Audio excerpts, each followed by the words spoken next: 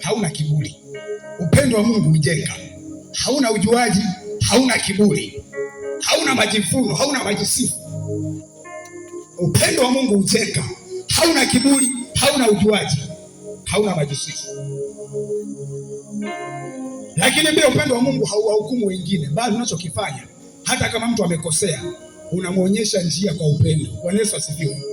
Bwana Yesu asifiwe. Yaani upendo wa Mungu na sifa ya kwamba hauhukumu wengine, ila una kawaida ya kuwaonyesha hata mtu aliyekosea kwa namna ya upendo. Bwana Yesu asifiwe. Jambo lingine, mwenye upendo wa Mungu ameushinda ubaya wa kila namna, ikiwemo masengenyo, ikiwemo usuda, kuwanenea wengine mabaya. Bwana Yesu asifiwe. Mwenye upendo wa Mungu ameushinda ubaya wa kila namna. Mwenye upendo wa Mungu wa kweli ameushinda ubaya wa kila namna. Haumkuti kwenye masengenyo, haumkuti kwenye maneno mabaya. Bwana Yesu asifiwe. You are too loaded. Umebeba vitu vingi mno, kubeba na masengenyo, kubeba na watu mioyoni. Bwana Yesu asifiwe. Kwa sababu ya muda nizungumze sasa. Nimesema kichwa cha somo kinasema siri ya kukamilishwa katika upendo wa Mungu.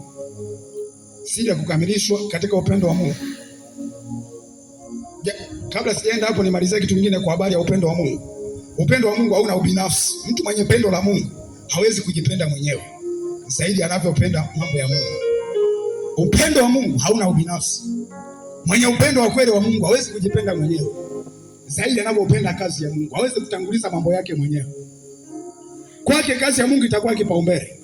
Kwake mambo ya ufalme itakuwa kipaumbele. Bwana Yesu asifiwe. Mimi nasemaga, kama una sababu 10 za kwa nini usifanye kazi ya Mungu, tafuta sababu hata 1000 za kwa nini ufanye hiyo kazi ya Mungu. Bwana Yesu asifiwe sana. Haleluya. Jambo lingine, nisaidie kusoma Yohana 21 mstari wa 15 hadi 17. Jambo lingine, upendo wa Mungu hauna mashindano. Upendo wa Mungu hauna mashindano. Kwa hiyo ukiona ni mtu wa mashindano, jiulize, hivi upendo wa Mungu unakaa kweli ndani yangu? Maana sifa za upendo wa Mungu hauna mashindano. Hauna mashindano.